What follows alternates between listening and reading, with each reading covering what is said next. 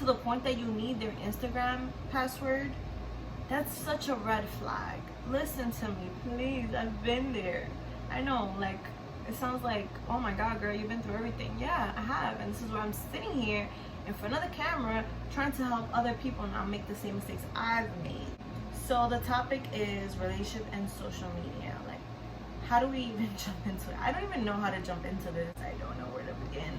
How do I start this? Okay, so I'm gonna give 5 tips on how you can have a balance between both social media and your relationship and keep it just, afloat. But before I say my 5 tips, I do want to mention that in anything, a relationship should have trust and communication before anything. So if you're already struggling with trust and communication and you guys jump on social media, I mean, come on. Like, it's only gonna get worse. You cannot blame social media for things that the two of you didn't even have to begin with.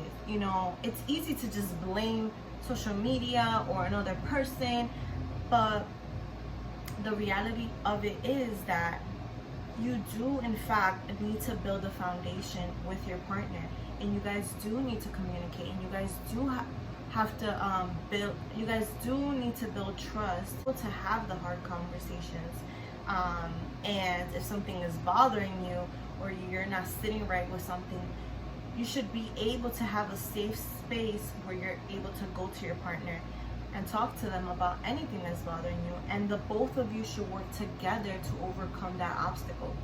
And it's something I always keep in mind. Something that I read somewhere and it stuck with me was that whenever you're arguing with your partner, it's not you against them, but it's you two against the problem. It should always be about finding a solution. It should always be about working together to move forward. It shouldn't be, I'm against him and he's against me, and all that pettiness or whatever. You guys should always be able to work through things. So anyways, just thought I'd say that before I start, because I think it is such a huge factor. And yeah, I just felt like I need to say that. So anyways, let's jump into the 5 to do things in chunks, just because it's easier to digest, like mentally. Absorb information in small portions opposed to just a bunch of stuff, and you have to keep going back, and so here we go. Keep your relationship private but not hidden. And this is something that is it's just so important. I love to share things. I'm sure if you guys follow me on Instagram, I'll put my Instagram below. I love to just share knowledge, share pretty pictures, share just everything that I love. So when I love someone, I want to share with the world. I want to just announce it to the world, like, this person right here, I'm in love with this person. I want to just scream it out to the world. That's how I love.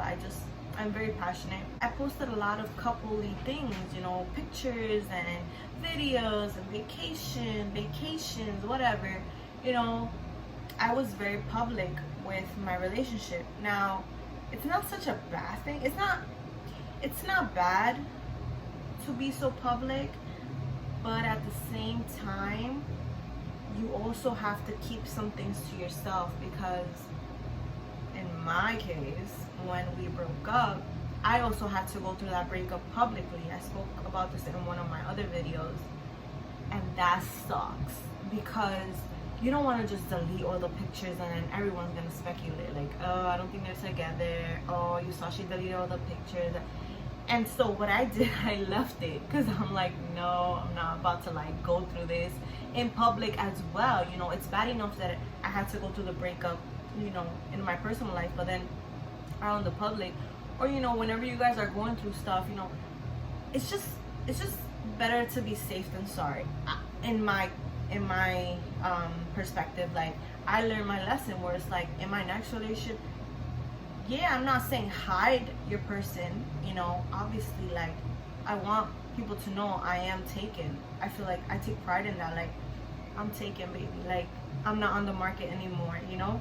So really know the difference. Like, if someone's not posting you at all, it's not a bad thing. They you know, and especially in this generation where it's like everyone takes so much pride in posting everything, and it's like, oh, they didn't post you, it's not real if they don't post you. Nah, man, like, you need to have someone mature enough that understands that at the end of the day, if you know that person and you have a bond and a relationship and it's sacred and just, you know, you treasure it and you want to protect it, you know, but also don't hide me and act like you single, because no, it gotta be in the middle. So whatever works for you and your partner, just find a middle ground. Just find, you know, something that works for both of you guys. I don't know what that is, only you know. Yeah, moving on, because I'm talking a lot. Do not put social media above your partner. All right, what I mean by this is you have to take into consideration that you're not single. You're not single, so what you post or what you do on your social media account is gonna affect your partner. And so you have to be very aware of how you're moving.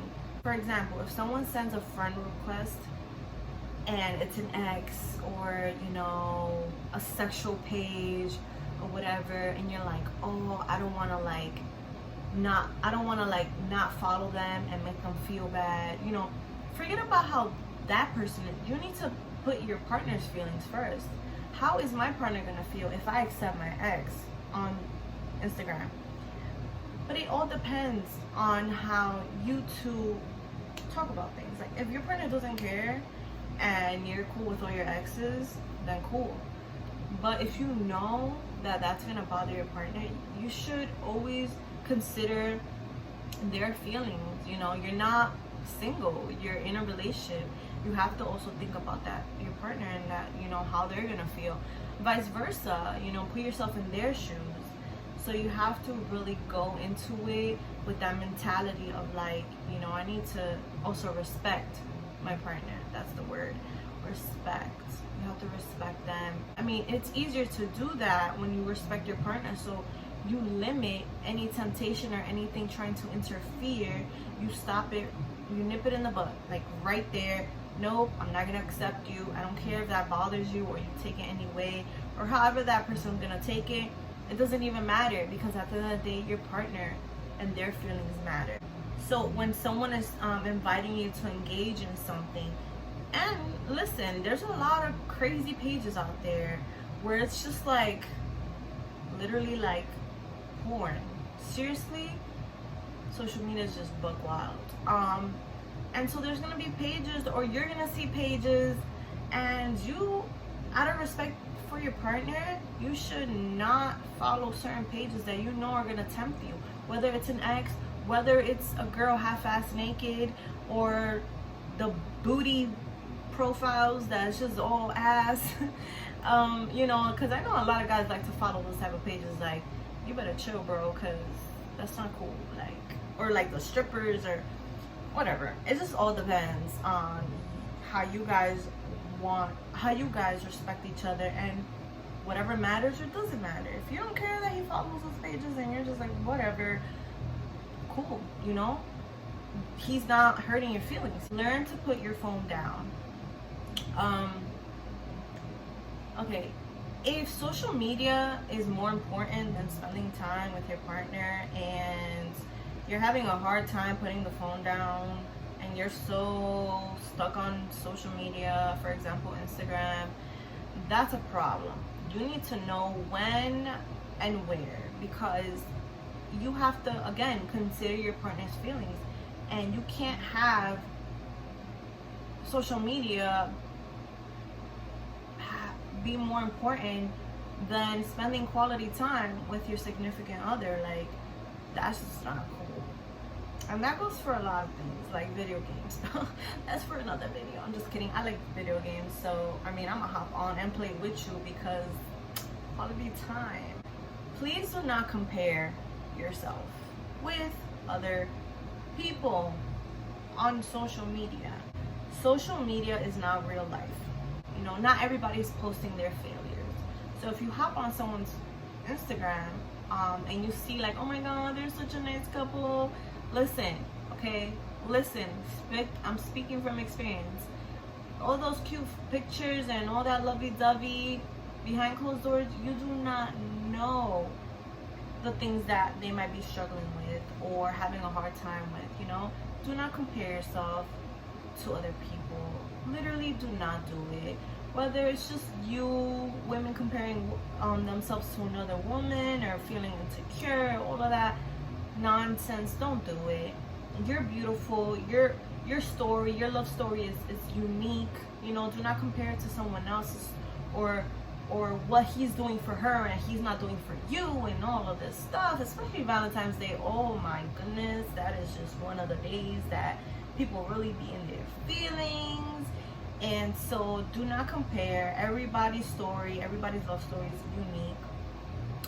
And again, nobody's posting their failures. You don't know if that cute little couple is on the verge of breaking up. You don't know that. You know, looks are so deceiving. Social media is not real life, so do not compare your relationship on social media. That's literally just comparing. It's gonna kill it. It's gonna literally kill the joy out of your life, because been there, done that. Don't do it. Sharing passwords. Ooh, this one's juicy. Sharing passwords. Okay, how do I feel about this?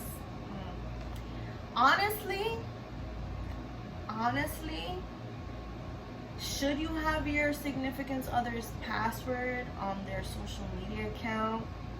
No. You want to know why I say no? If you don't trust them, then why are you with them? If you do not trust your partner to the point that you need their Instagram password, that's such a red flag. Listen to me, please. I've been there.